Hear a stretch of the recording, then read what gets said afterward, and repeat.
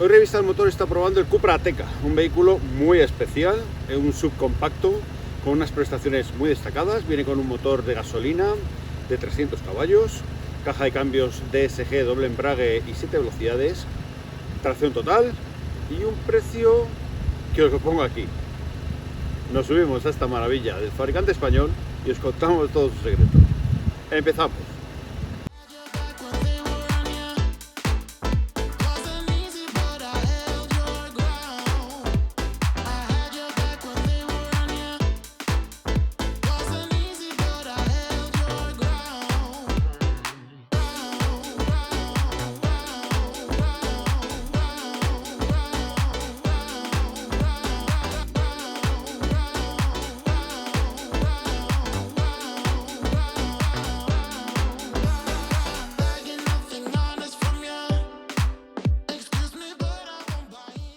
Bueno, pues aquí estamos, interior del Cupra Ateca. La verdad es que es un coche que tiene de todo, es un coche que está bien hecho, que está bien fabricado. Lo que pasa es que no tiene nada diferente a un Seat Ateca.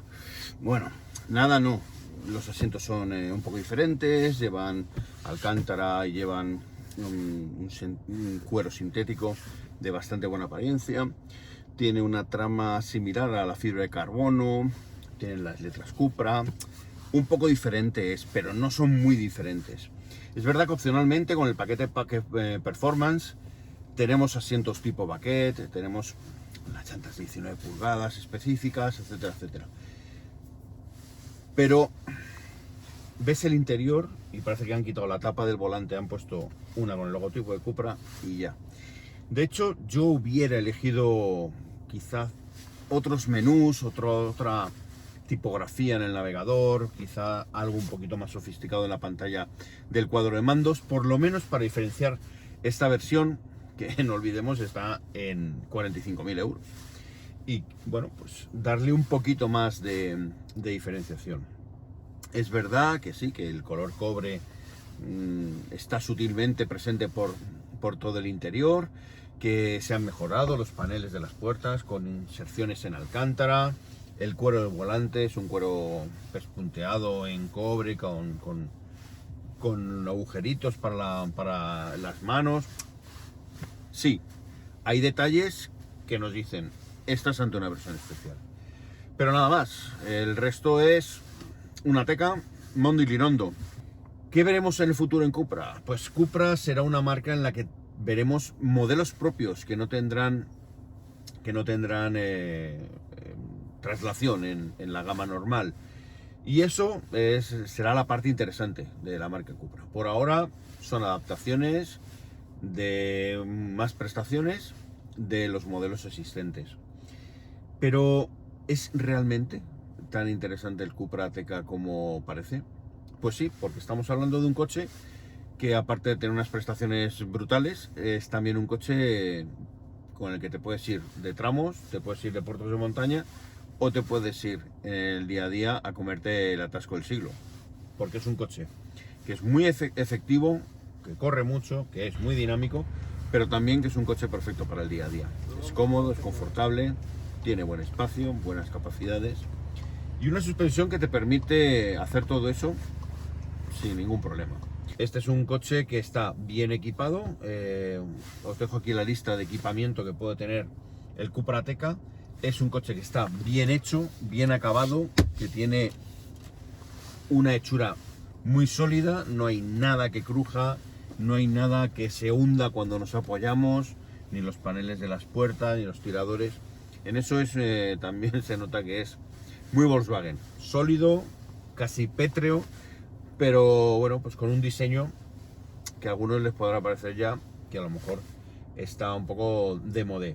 Eso ya, lo del diseño como es algo subjetivo, yo ahí no entro. Yo sí diré que a mí me parece un coche que está bien, que es atractivo, que para mí no ha pasado el tiempo.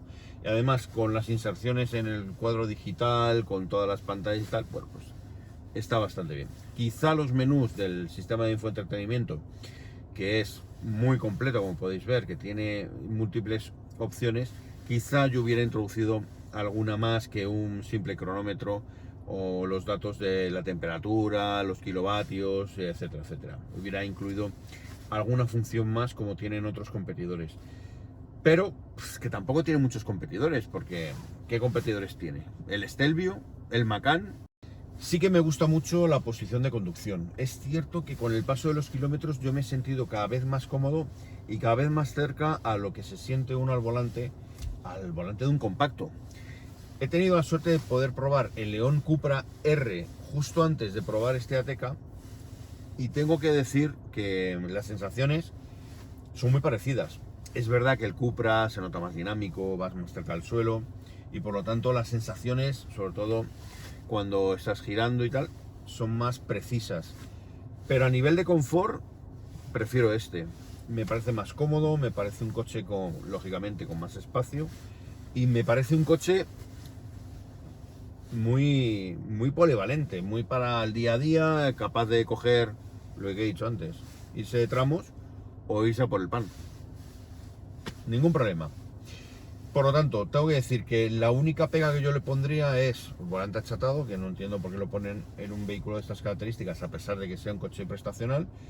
Pero bueno, tenemos que decir que está poco achatado. Negro piano, eso sí, hay negro piano por todas partes, es lo malo del interior, pero está puesto como una moldura, es decir, no está puesto en superficies demasiado grandes donde vayamos a poner las manos. Con lo cual, bueno, pues esto casi que no me molesta. ¿Por qué?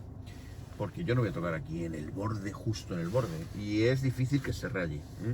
Las superficies que se pueden rayar, bueno, pues lo que rodea a lo mejor el botón de arranque y parada del motor, pues a lo mejor, pero están situados en zonas donde no se pueden rayar, salvo en las puertas. En las puertas aquí sí que se pueden rayar, justo debajo del LED que ilumina el interior. Aquí hay un negro piano que no me gusta. Otra cosa que tampoco me gusta son las levas, las churrilevas que pone Volkswagen en todos los coches, en todos. Me da igual que sea un RS7, me da igual que sea un S7, un A6, es que me da igual. O sea, ponen esta churrileva de plástico que es pequeña. ¿Por qué ponéis esto tan pequeño? Y yo cuando giro, a lo mejor estoy aquí, tengo el volante, me he movido la mano y aquí ya no tengo la leva. Pues ponla un poquito más larga, si no cuesta nada, es una pieza de plástico y otros fabricantes lo hacen, con lo cual problemas técnicos no tiene que haber para hacerlo.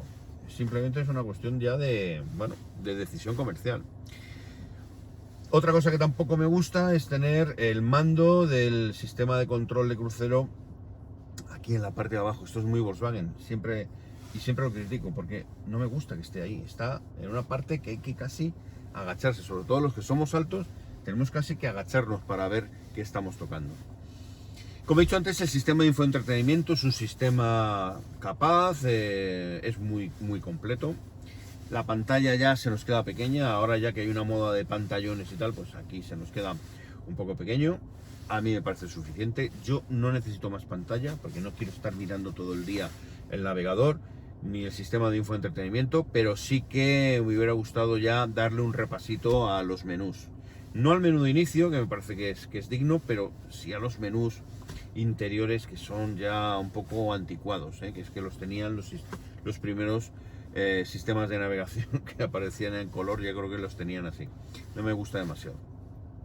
En cuanto a huecos, tenemos muchos huecos y como buen sub compacto, pues tiene un montón de conexiones y un montón de opciones para dejar los objetos que llevemos a mano. Empezamos por la consola, que tenemos una bahía de carga inalámbrica muy amplia, además está delimitada para que tengamos el móvil colocado y no se mueva para todos los lados. Está muy bien, porque así no está el teléfono cargo, no cargo, cargo, no cargo. O sea, curva, dejo de cargar. Otra curva, me cargo. Curva, dejo de cargar. O sea que es un poco complicado. Pues aquí tenemos una pieza de plástico que, bueno, que nos lo deja encajadito y genial. Tenemos dos conectores USB, tenemos un conector auxiliar y una toma de 12 voltios para cargar dispositivos. Luego tenemos, bueno, el selector del cambio, los controles y tenemos aquí dos posavasos de distinto tamaño para discriminar. Lata del grande para el más de hueso ancho y la lata pequeña para otros. Luego tenemos aquí una pequeña guanterita con un fondo de goma, no tiene conexiones, suficiente pues para dejar algún objeto que haga ruido. Y lógicamente tenemos, como siempre, el reposabrazos, que es regulable en longitud y en altura. Guantera de capacidad normalita, no está mal. Tenemos la documentación, tenemos el SEAT Easy Connect, que nos permite conectar tarjetas SD, DVD, tal. Y luego tenemos un chaleco de señalización que está metido en esa cajita tan chula. Muy bien. Unas bolsas rígidas en las puertas y luego tenemos unos huecos, unos cajones que además están tapizados en ambos asientos, justo debajo de los respaldos. Me encantan estos huecos porque aquí, a ver, aquí podemos meter dos cosas que vayamos a usar, por ejemplo un chaleco, por ejemplo, no sé, algo. Pero la tendencia natural del ser humano es utilizarlos de trasteros, ¿eh? No lo hagáis, chicos, no lo hagáis. Luego vais a meter la mano y ahí os puede morder algo, ¿vale? Bueno, los asientos, lo hemos comentado, son asientos muy cómodos, sujetan muy bien el cuerpo. Es verdad que no hemos probado los opcionales, que son tipo baquet. Yo, después de haber probado estos, que además son calefactables, que además tienen, bueno, solo tienen reglajes mecánicos, tengo que decir que para mí son suficientes. No necesito mejores asientos que estos. Me parece un acierto en un coche de este tipo poner alcántara, porque así me sujeta en las curvas. Y eso, en un coche de estas características, donde le vamos a dar un poquito de alegría, no está nada mal. Bueno, pues como veis, tenemos un umbral bastante amplio. Yo no tengo que hacer demasiado esfuerzo. Fijaos que yo sentado llego prácticamente al borde superior del umbral, pero no tengo problema. Me siento y, como veis, tengo espacio de sobra. Mi asiento en mi posición de conducción y no tengo problemas de espacio.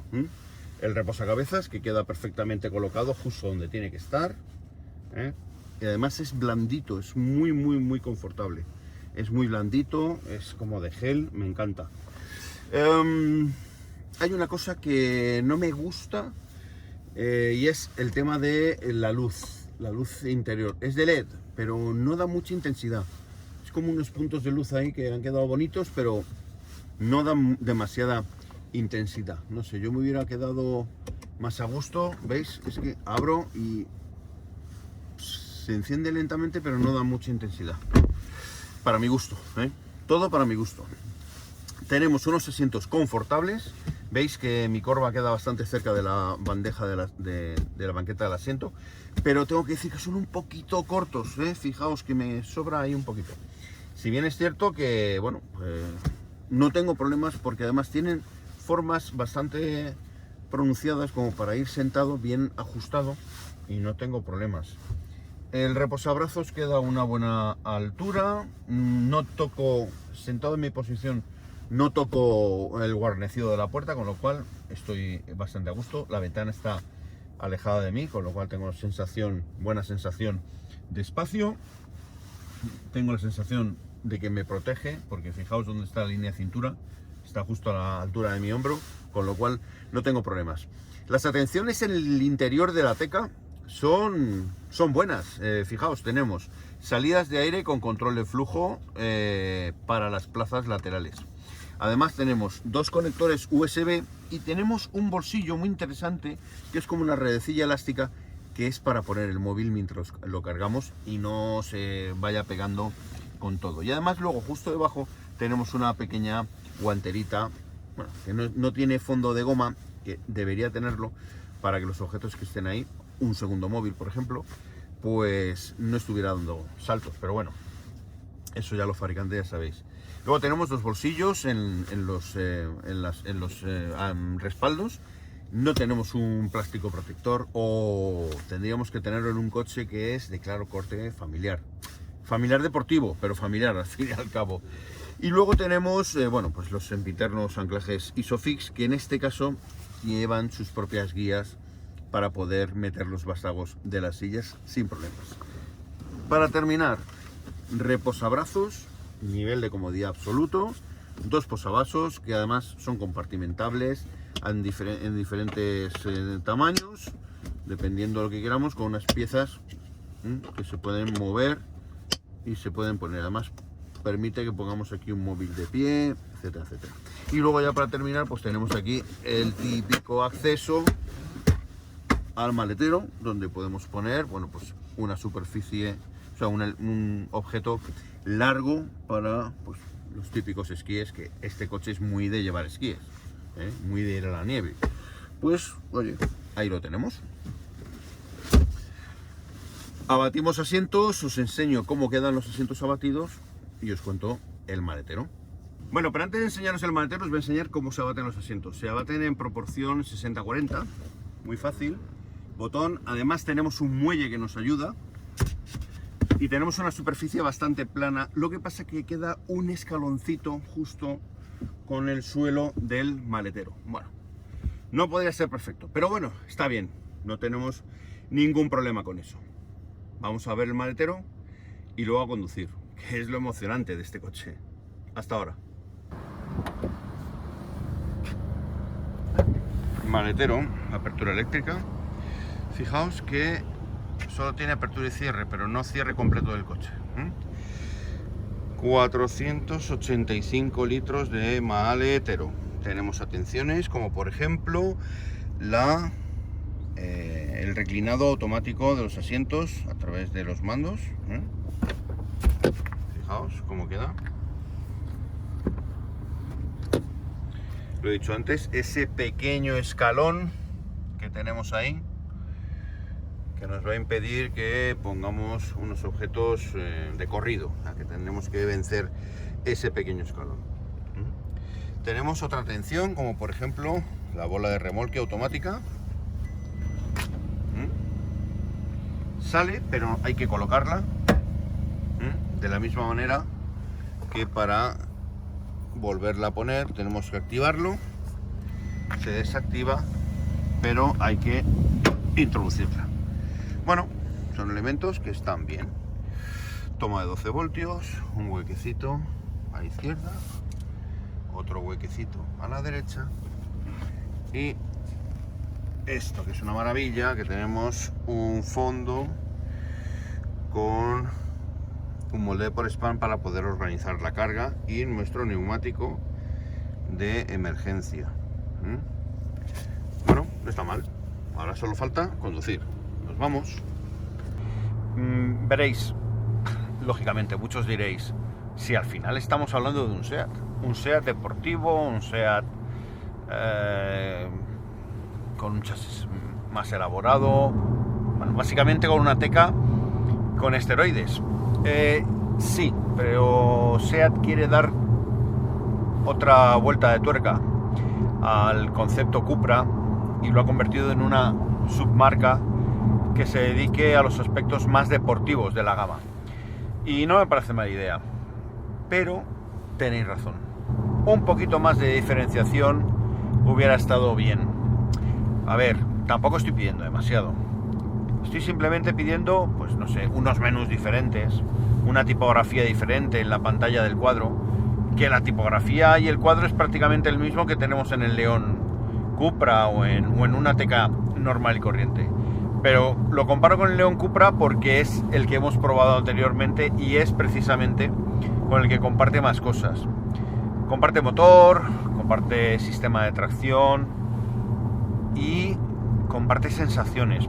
Porque veréis, aparte de los temas que podemos decir en cuanto a, bueno, pues la iconografía, la estética, el diseño interior, materiales, etcétera, hay que convenir que estamos ante uno de los sub más excitantes del momento. ¿Y por qué lo digo? Pues bueno, no lo digo porque tenga unas prestaciones de infarto, que las tiene, ni porque sea el más rápido, que es probablemente que no lo sea, y que haya coches más potentes, más caros y más rápidos. Sí, pero en conjunto las sensaciones que ofrece este Cupra Teca son espectaculares. No parece un sub, de hecho parece un compacto por lo bien que va, por el nivel que tiene de dinamismo, de comportamiento. Es que lo mejor que tiene el Cupra Teca es que no parece un sub. Se ha quitado de un plumazo todos los estereotipos y todos los defectos que provoca el tener una carrocería de este tipo. Y en este vehículo no hay nada que recuerde a lo que es conducir un SUV normal y corriente. No. Aquí estamos ante un coche con unas prestaciones espectaculares, con un dinamismo increíble y todo fruto a un chasis muy bien puesto a punto, a unas suspensiones espectaculares, que además en este caso es una suspensión de tipo DCC variable, a una dirección muy directa, que además nos da muchísima información de lo que pasa en las ruedas, y a unos frenos preparados para detener una mayor masa en el menor espacio posible. Con lo cual tenemos un coche pues muy efectivo y muy divertido de conducir. También tengo que decir que es un coche lógicamente espacioso. Si bien es cierto que la suspensión, que es variable, en su modo de funcionamiento más confortable, es capaz de ofrecernos un confort de marcha suficiente, pero con alguna laguna, y es decir, no es tan confortable como me hubiera gustado. Quizá, gracias a unos neumáticos sobredimensionados, tenemos una suspensión que es un poco rebotona cuando el firme no está liso, cuando tenemos roturas, cuando tenemos grietas, cuando tenemos baches. El coche, cuando está en un apoyo, tiende a descomponerse con cierta facilidad, sobre todo cuando pasamos por, pues las típicas líneas de la carretera. Ahí el coche tiende a descolocarse. Es verdad que una vez que ha pasado el bache, tiende a recomponerse muy rápidamente y a no perder la trazada. Pero en el primer momento nos deja ahí un poco descolocados, nunca mejor dicho. En cuanto a los frenos, tengo que decir sinceramente que este coche frena muy bien, frena sorprendentemente bien, teniendo en cuenta el tamaño que tiene y la masa que tiene. Es verdad que no es un peso pesado, pero también es verdad que sí que tiene su masa y sus dimensiones. Y estas, con esto no se puede desafiar las leyes de la física. Los frenos están para lo que están, pero cumplen sobradamente su objetivo y además lo hacen con una solvencia pasmosa. En cuanto al motor, delicia, es el mismo motor 2 litros de 300 caballos que podemos encontrar en unos cuantos modelos del grupo Volkswagen, y es una maravilla de motor. Es una delicia tenerlo en un coche que estemos probando, porque tiene mucha fuerza, sube con inusitada solvencia de vueltas sin pestañear, además con la asociación que tiene de este cambio DSG de 7 velocidades, que además tiene un buen desempeño. Las velocidades son muy rápidas, engranar las marchas tanto para subir o bajar velocidades es casi un juego de niños y además es prácticamente imperceptible. Lo bueno que han conseguido, y lo destaco en el León y también lo destaco en este Cupra Ateca, es que se ha mejorado mucho las maniobras a baja velocidad. Ya no sufrimos de esos tirones inmisericordes que tiene o que tenía el DSG cuando lo utilizábamos a baja velocidad. Ahora ya tiene una suavidad digna de un coche de este precio, porque no olvidemos que el Cupra Ateca tiene ya un precio más que reseñable. Cuando te enfrentas a un coche de este caballaje, de estas prestaciones, empiezas a plantearte si lo verdaderamente importante no es los asientos, los plásticos o los detalles de decoración, sino realmente cómo se conduce y cómo responde el coche. Y en eso no tiene ninguna queja, ninguna tacha. Es un coche absolutamente fantástico al nivel dinámico, fantástico. De esos que te hacen repensarte las manías que le tenías a los subcompactos, a los sub en general. De estos coches de los que dices, con este podría engañar a mi pareja y decirle que me estoy comprando un sub para llevar a los niños al cole, y realmente te estás comprando el coche que te emociona llevar todos los días al trabajo, ¿verdad, Pillín? Claro que sí. Pues en ese aspecto este coche cumple sobradamente con esas expectativas. Lo mejor que, pues que es un buen coche, que se mueve muy bien, y lo peor es que vale una pasta gansa. Es demasiado caro para mucha gente. Bueno, yo creo que está en precio, teniendo en cuenta la tecnología que tiene, los sistemas que monta, el motor tan espectacular que tiene. y sobre todo las prestaciones que da. Hablamos de prestaciones, sensaciones, un poco, bueno, pues teniendo en cuenta que estamos ante un coche muy especial. Así que espero que os haya gustado esta prueba del Ateca Cupra o Cupra Ateca. Si os ha gustado, le dais un like, y si no os ha gustado, pues bueno, lo intentaremos hacer mejor la próxima vez. Así que sin más, me despido y espero que paséis una buena semana y que nos veamos cerca, aquí, en vuestra casa, en Revista El Motor. Hasta la próxima.